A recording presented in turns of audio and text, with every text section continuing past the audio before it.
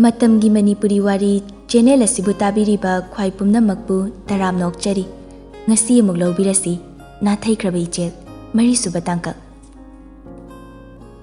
thoibana hairakliba waduda langlensu mating pangsilari langlen inaw thajana hairakpadura moiba thoiba mani macha nupa du supai private school gi oza amas ori haina tai langlena oza da nateda mi lekai gi thabak thoramsu mane hekta mangjil thai hai nupa macha du thajana ingonda su hairakpani aisu moi baga tanaraki ge haiduna leiribani kuirabani thengna khudingi adum hairaga leirabani thoibisana kairino ima hoina hairibasibo karino ai gyan tadre langlen maning leikai gi thajana ne nangse magi mamau thoibisana sauna aigi luhongbagi wado amukhana palakanu haiba natro ai yumsu paloi haikhriba natro langlena ibema nang yum pandaba yadabani ne thoibisana na aibu sida laktaba yade kaurisidi sigi oire ima hoina aise sida samna lehening dribse karigino thoibisana chak maru ama fawa chadabida hogatuna makut hamaga chatkre langlen su ngang na lehauri langlen nangna khalise jat manadaba miduda leige sini ne he madu yaroi ko imungna su yaroi lekai na hainagadabado adu singdusu khaluko thoibisana kadagi khumlai noigi apambadu thunglaba natro haujikti pendribo sibu pendriba ba noina pamdaba nupadu kainaredana makha tabawa engonda wamta hairakanu Victor sauna ima noisu chak haktang chabasida yam yaningkhraboni ko na tapna phajana hainaba yaba waduda Victor su makut hamdoga chatki thoibisana magi kada thonga silamlaga phamungda famduna mama mapa anibu warauri sauri saubo henman kibana masado thakthakni mitki pisu lepa leitana chenthare Victor machi gi ka tamna lai thonglon silaga leibeduda thongjilda leptuna yam nungaitana machi bu kauze iche che tabruse thongja amta hanguse thoibisana mapido fatfat taithui londabani adum chango Victor su thong hangdoklaga changsinduna machi gi manakta famduna che lao chak charurase che now ai chak charurage chaningdre nang chathoklu che lao che bu ngasai chak lame hairami dudi aisu che yaudadi chararo emta now ai chaningdre ching hak ta pothage hainari ngaida thoibisana gi phone aduda message lakpagi khonglai message ado hangdoktuna yengli sauningba maraktuda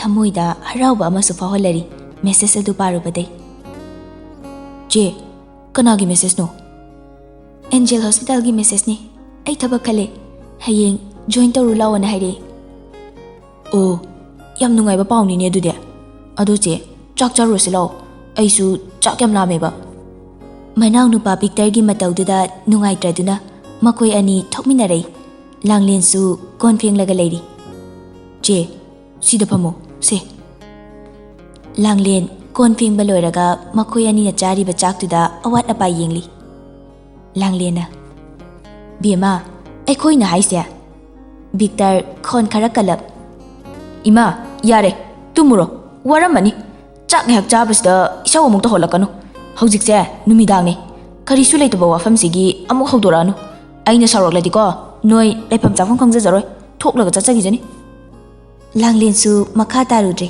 macha ani gi awat padu haifet yenglamlaga chakhum dagi thokre ka hek yawbaga isaw tore aidine pele haisini ko pele haisini ekoina moigi phanaba sinbasidani moina asuk yamna phattana khalise karigino ba makoi anisina ekoina tawbasida asuk yamna yelise karigino ekoina moigi phattana ba singadraba phi thupna ngangli moi ba su khalaga yenguni moi bu sigi phibam se yongnaba lairik tamhaliba natro makoi gi asada natro ekoina tumba chaba khangdagi honakibado moina sumaina ekoina si yongna tamhalise si tongnabra haiba aikoi gi wagi mayokta leinabro moibu mahi masing ningthina hayalurise yare da nangbo khara ngangladi taningdre Yare tumoko numidang sida yam nganglanu.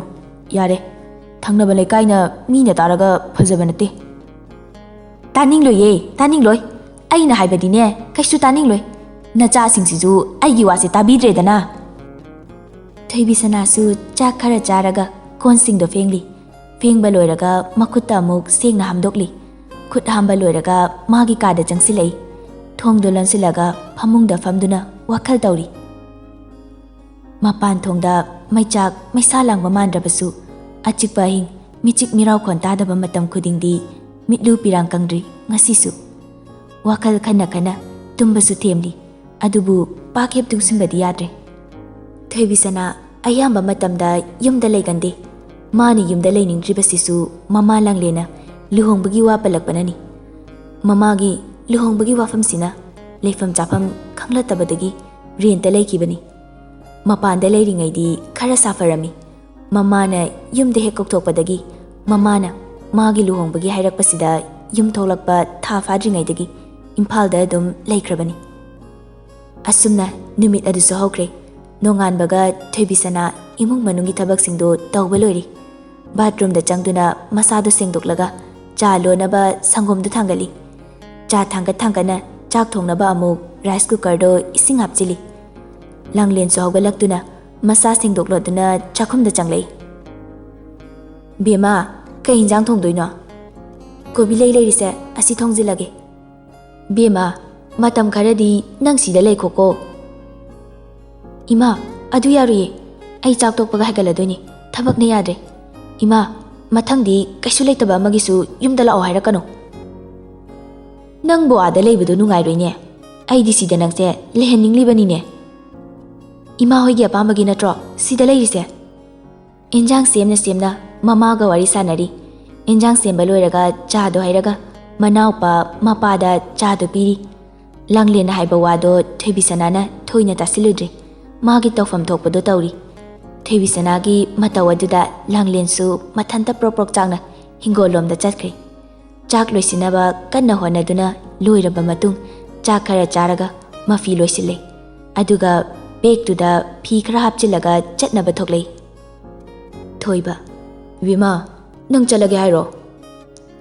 Hoiba chalage. Asuk thuna ngarang dalakta sungari matam khara leikhodana. Ba ai haigataba yadre. Aina ngarang thabaki interview me yarambada selection tawri. Ngasi pung 10 nangnaba join tawru lawana message thari aduna ai chalage. Oh phare adudi chathokluro. Thoiba puri khawdagi lupa listing mari lagthorei. Se paisa je paisalo kari no khara leinaba se. Thoibisanasu paisa do laksili aduga mapada khurumaga thoklei. Langlendadi hairamde bus parking da bus ngari khudangi gari dusu amuk yengli pung 9 tare ngaihak leiraga imphal da haiganaba gari su lakle gari kakhatle magi bag tagi earpiece amadi phone du puthoktuna isai tari asumna lakpana imphal yore bus tagi kumthaduna auto ngaiduna lei auto ma fareduna mana leiriba jaga du da lakli bag thamsilaga fido mu hongdoktuna kadu solo laga auto ngairi. Auto ngaina gari dusu yengli. Pung 8 minute kuntra tare chatlaga lerami. Auto ma khamduna hospital aduda lakle. Hospital yobaga kumtharaga bara piramaga manung aduda chensilei nangaroi haiduna. Somdasu anoba changlakliba misingdo hana leiramiba staff singna harauna ogli. Yam chawdaba function macha ma pangthokli. Ruhan su function do yawnaba holom da changnaba haiduna lai. Ruhan di kanasu hana yenglude magi chapam thokpa chali. Thoibisanasu Ruhan na leiriba maikai adom da yenglude. Yam kuina sangna chathadri function dusu. Anoba changlakliba misingduda welcome tawboina khut sokne. Ruhan ga Thoibisana ga su khut to sokne. Thoibisana di Ruhan ubada ngakpada lori. Ruhan su adu mangai wakhal tajadi. Makut anidu thadoknadana ngaiak painaduna lei. Tawriba mataw aduda Prem. Sir. Ruhan gyan lai. Oh, sorry. Asumna welcome tawba loiraga Ruhan hanna yenglamdabida chatkre. Theibi Sanadi mana lepliba mafam aduda lepaga lehori. Ruhandi chatna chatna gyan mamle. Prem. Sir, kari tawrage? Ruhana. Kaisu tawde. Ruhan khong laktak thangduna gari park tawramliba adomda lai. Prem su matung inare. Gari da kakhatuna famlaga thauba hongnaba hairi. Prem na thabaki matangda wa mayam hairi. Prem na hairiba wado karimta tasiludri. Manglaga wakalamada adum laikre Ruhan. Matam kayagi mamangdagi kaplaroi khana thamoi pandaba magum leirakpa thamoido ngasidi khamba yada hainaruba tawdana thamoi mahi chelakpadawna tawrakli. Khangba ngamdraba thamoiduna mitki pioina ihaurakli. Wakal masu leitafam khangdri sorsu fulai. Gari amta khamo. Sir, kari tawrage? Pakhatna Prem na hairi. Ei amta pothage. Sir, swaidadi nungaitri. Prem na driver da haidana achikpa lamhang amada gari do thauzilaga khamne. Ruhan gari dagi thuna kumthai. Prem su Ruhan gi matunginage tawi. Ruhan na yare haiduna Prem su gari aduai da leptuna lehori.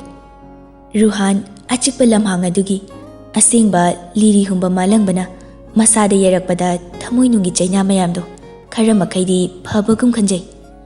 U ama hobadagi manakta changsinduna gari su thausaduna famthaduna pothajari. Maithongi awaba mami adudi ko o haiba yadri. Ukhong atuda ngathaduna makhut aniduna mamaido khumjillaga laikre. Haukiba thaudo khara ningsinglei. Tabro? Kari tawrage? Ngasise ai yamna saungningi. Karige? Khangde yam saungningi. Ado noi ma hoina aise kaisu pamlamoi ko jat chu manade. Karino nangna haidubo? Jat manadrasu kari tawrage? Nang samakti natedana aina nangidamakta leplisidi. Theibi Sana peri peri amuk makha tare. Asingbani aina hairise ai nang yamna nungsiye. Nangga kainaba ngamloye. Ai nang natana kanamta su nungsiba ngamloi. Nangna aigidi ahoba amasu aroiba nungsiba oijagi. Ibanigi marakta leiriba khetnabagi pallasi aidi nangidamakta namthaba ngamgani. Handak mapoksimagi oinadi nangbo adum nungsiduna leirani. Karigumba nangna aibu thadokduna chatkhrabasu ai mapoksimagi yumsu paloi. Aduga thungnaroi khalaba mikuptuda aigi aroiba mikup haibado. Ruhan Theibi Sanagi machin melaga. Se adumaina haigano. Aisu nang nungsiye. Aisu nangga kainaba ngamloi. Ibanigi marakta khariba palse leiramdadi nungaijaramgani ko. Adubu nang ai changdana mangliba nungsi manglanse mangfaunaba ngamnaba kanna honaba tabani. Nang kaigi pangaloiramino? E kai haibaduna adudi nangsu kaigi maite yoramlino? Wahai ado hainaraga animak amuk nokmini. Ruhan Theibi Sanagi makutta paisiladuna Theibi Sanada munna yengli. Theibi Sanasu Ruhan da yengli. Theibi Sanadi kuina michanaduna yengba ngamdaduna ikaiduna lukthaki. Ruhan di adum yengduna leiri. Adumaina yenglakano ikaiye. Ngasidi nangse yamna yenglingli. Ado ai nungsibra? Ikaiba sum khangdaba hengale nongma nongmagi. Nungsi aigi punsisina lairiba makhaidi nangbu nungsiraga adum leirani. Aidi nangidamakta poklakpa mapokni kanagi soihaloi. Is kara leiraga adum kaukiduni adumaina hairamlaga hayengwai ai tangni bora khau pairaga chalauduisi. Ruhanda oinarap sausine nangna ai nungsidabai natra adumna haido. Pocket yauriba phone du khinglakpada khalamba wakhaldu mangfaunari. Pocket yauriba phone du lakthokduna kanano haini yengli.